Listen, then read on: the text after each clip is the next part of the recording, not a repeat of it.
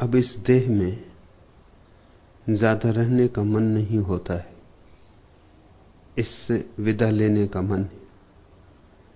लेकिन आपके लिए जी पीछे खींचता है। मैं बता नहीं सकती कुछ भी, मुझे कुछ भी लिखने को नहीं आता है। क्या कहूं?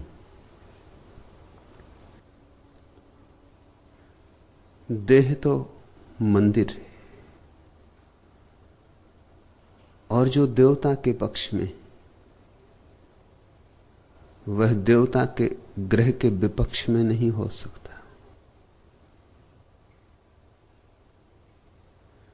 परमात्मा ने आवास किया है इस देह में। इस देह को सम्मानो, स्वीकारो, और इस देह के लिए परमात्मा के प्रति अनुग्रह अनुभव करो। लेकिन मैं जानता हूं कहां से यह विचार देह को छोड़ने का उठता है बार बार। सदियों सदियों से तुम्हें देह की दुश्मनी सिखाई गई है। सदियों सदियों से एक ही संस्कार दिया गया है कि शरीर शत्रु है, शरीर को नष्ट करना है, शरीर को छोड़ना है, शरीर में फिर न आने पड़े ऐसा उपाय करना है। शरीर को इतनी गालियां दी गई हैं कि स्वभावतः यह संस्कार खून हड्डी मांस मज्जा में मिल गया है, जबकि सच्चाई बिल्कुल उल्टी। मन को छोड़ना है, तन को नहीं छोड़ना है। मन मनुष्य निर्मित है, तन तो परमात्मा की भेंट है। शरीर ना तो हिंदू होता ना मुसलमान होता, शरीर ना तो कम्युनिस्ट होता न फैसिस्ट होता। शरीर तो बस शरीर है। शरीर तो बड़ी शुद्ध दशा है। उपद्रव तो मन का है। कहीं हिंदू है मन, कहीं मुसलमान है मन, कहीं इस शास्त्र को मानता है, कहीं उस शास्त्र को, और सदा लड़ने को तत्पर है। और अशांति मन के कारण है, तन के कारण नहीं। सारा उपद्रव मन के कारण है। और मन तुम्हें तोड़े डाल रहा है, पीसे डाल रहा है खंड खंडों में। एक खंड खींचता पूर्व, एक खींचता पश्चिम। इस मन को छोड़ो। लेकिन मन को तो ना छोड़ोगे, तन को छोड़ने की तैयारी है। मरना है तो मन में मरो।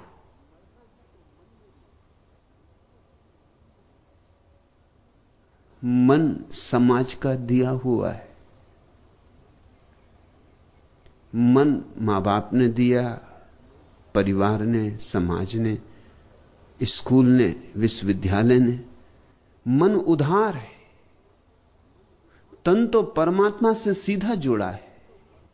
मन के जुड़ने का कोई उपाय नहीं, क्योंकि मन कृत्रिम है। मन तो ऐसे है जैसे प्लास्टिक के फूल। तन तो ऐसे है जैसे वृक्ष खड़े हैं, अपनी जड़ों को फैलाए भूमि में।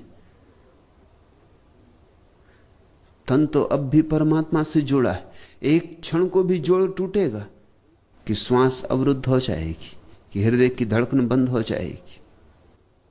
परमात्मा तो तुम्हारे तन के द्वार से ही तुम्हारे भीतर आ रहा है, मन के द्वार से नहीं।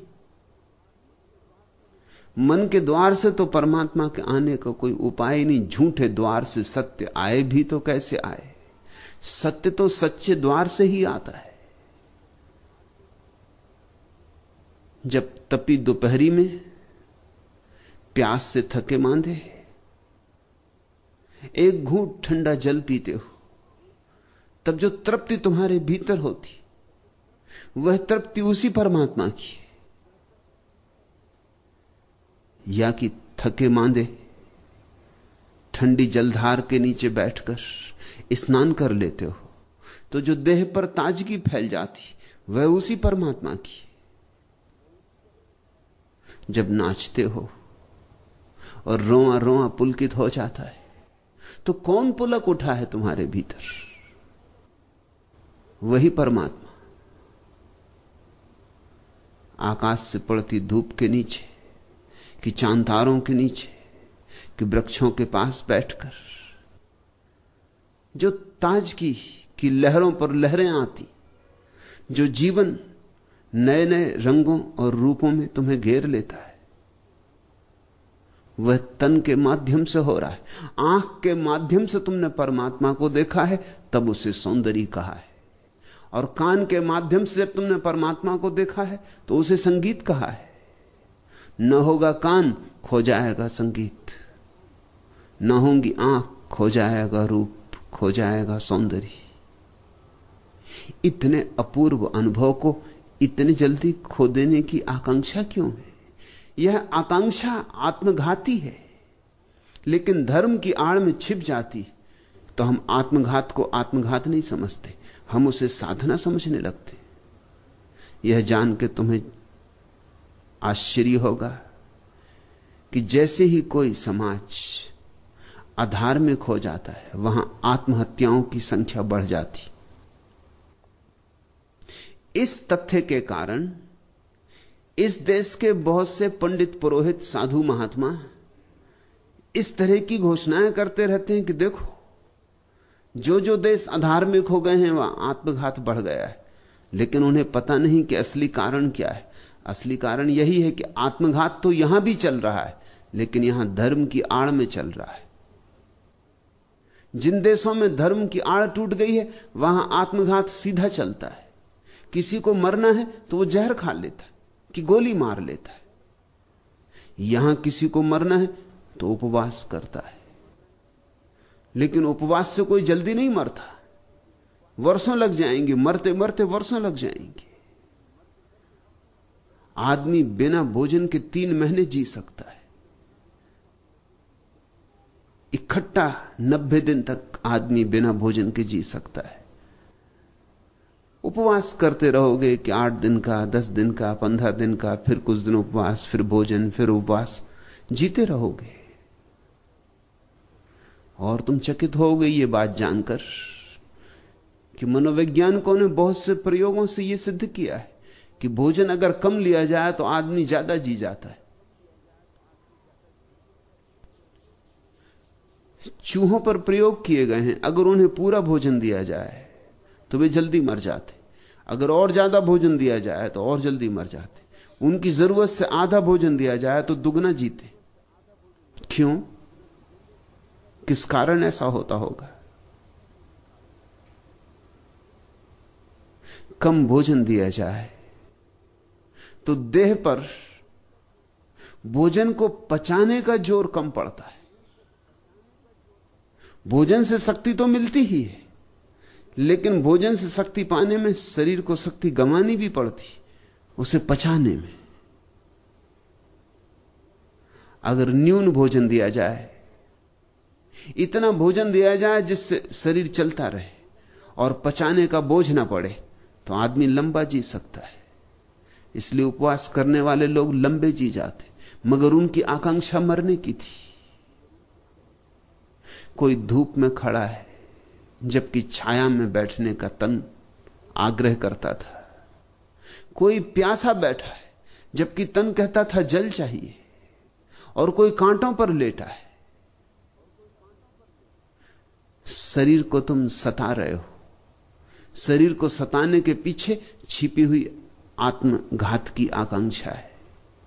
सिगमंड फ्रायड ने मनुष्य के जीवन में 2 महत्व वृत्तियां स्वीकार की। एक को उसने कहा है जीवेषणा, कि आदमी जीना चाहता है, कि आदमी आनंद से जीना चाहता है, कि आदमी खूब जीना चाहता है, जी भर के जीना चाहता है। यह आकांक्षा 35 वर्ष की उम्र तक प्रगाढ़ होती। अगर 70 वर्ष को हम आदमी की औसत उम्र मान लें तो 35 उसकी उम्र में पहाड़ का आखिरी शिखर आ गया, ऊंचाई आ गई, फिर ढलान होगी। रेखा पहुंच गई ग्राफ की ऊंचाई पर, अब इसके बाद उतार शुरू होगा। 35 साल की उम्र तक जीवेशना, जिसको फ्रायड ने इरोज कहा है, वह प्रगाढ़ होती। फिर 35 साल के बाद मृत्यु की आकांक्षा, जिसे उसने थानाटोस कहा है, वह प्रगाढ़ होने लगती। फिर आदमी मरने की आकांक्षा करने लगता है, फिर थकने लगता है, टूटने लगता है।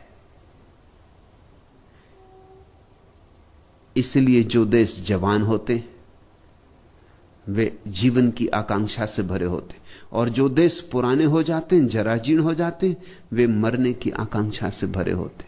यह देश काफी पुराना है। इस देश जैसा कोई दूसरा देश दुनिया में नहीं। यह देश काफी पुराना हो गया। इसके भीतर रोए रोए में मरने का भाव बैठ गया है।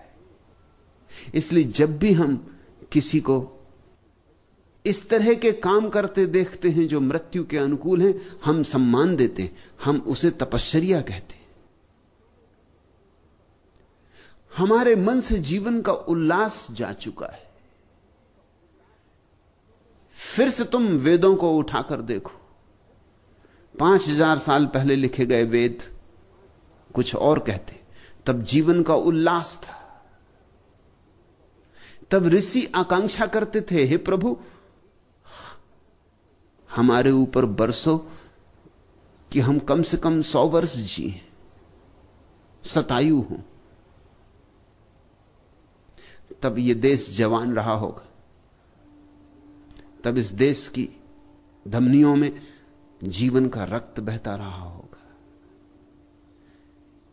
वेदों के ऋषि कहते हैं धन मिले, धान्य मिले, हमारी फसलें उगे, हमारी गऊओं के स्तनों में दूध बढ़े। तुम जरा सोचते हो ऋषि और ऐसी प्रार्थना करें? लेकिन ये प्रार्थनाएं बड़ी प्रीतिकर है, बड़ी सूचक है। ये कह रही है कि अभी देश जवान है, अभी लोग बूढ़े नहीं हो गए, अभी लोग जीने की आतुरता से भरे, अभी जीवन को उत्सव बनाना है। फिर धीरे धीरे धीरे धीरे जैसे जैसे तुम पुराने होते गए, वैसे वैसे जीवन की आकांक्षा तिरोहित होती गई। अब तो धार्मिक आदमी हम उसको कहते हैं जो आते से कहता है कि आवागमन से छुटकारा कैसे हो। अब तो हम धार्मिक आदमी उसको कहते हैं जो जीना नहीं चाहता, जो कहता मैं मरूं, कि मुझे मरना है। इतनी हिम्मत भी नहीं कि तत्क्षण मर जाए। वैसी हिम्मत भी जवानों में होती। आखिर तत्क्षण मरने की हिम्मत के लिए भी तो थोड़ा बल चाहिए। वह बल भी खो गया। एक तरह की नपुंसकता है, एक तरह की निर्बलता है। मरना है, मगर मरना भी ऐसे है कि अपने आप हो जाए। अगर 2 कदम चल के मरना पड़े तो 2 कदम भी कौन उठाए? इस हताशा को देखो, इस हताशा से जागो। यह कोई ढंग नहीं है। इस तरह कोई परमात्मा का मंदिर निर्मित ना होगा। पूछा है तूने आनंद भारती, अब इस देह में ज्यादा रहने का मन नहीं होता, मन की मानेगी। पूछा है इससे विदा लेने का मन है, मन की मानेगी। और मैं समझा रहा हूं रोज रोज नित नित एक ही बात कि मन को जाने दो। तन भी प्यारा है, आत्मा भी प्यारी है। अगर कुछ कुरूप है तो दोनों के बीच में खड़ा हुआ मन है, विचारों का जाल जंजाल है। तन कोई पाप नहीं करवाता, सारे पाप मन के। जरा सोचो, तुम्हारे भीतर सत्य 2 चीजें हैं। एक देह सत्य है, क्योंकि देह प्रकृति है, देह विज्ञान का सत्य है। और एक तुम्हारे भीतर आत्मा है सत्य, क्योंकि आत्मा परमात्मा है।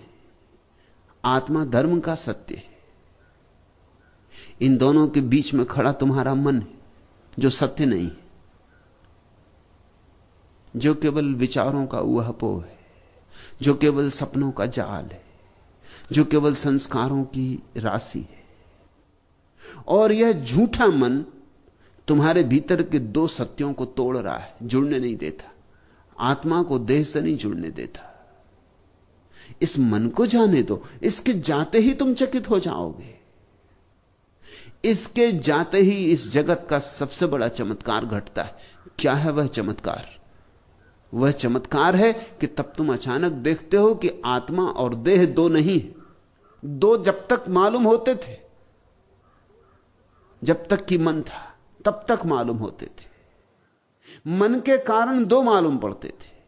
मन ने बीच में एक रेखा खींच दी थी। मन ऐसा ही है जैसे राजनीति के द्वारा खींची गई पृथ्वी पर रेखाएं। ये हिंदुस्तान, ये पाकिस्तान, नक्शों पर खींची रेखाएं।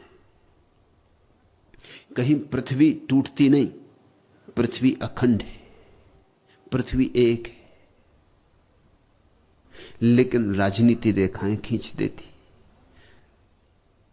ऐसे ही मन ने रेखा खींच दी है। यह रहा तन, यह रही आत्मा। जरा मन को जाने दो। कभी शांत और मौन बैठकर देखना, जब मन न हो, मन की तरंगे न हो, मन का व्यापार न चलता हो, तब जरा देखना कि तुम दो हो या एक। तुम पाओगे तुम एक हो। तुम पाओगे कि देह तुम्हारी आत्मा का प्रकट रूप है और आत्मा तुम्हारी देह का अप्रकट रूप।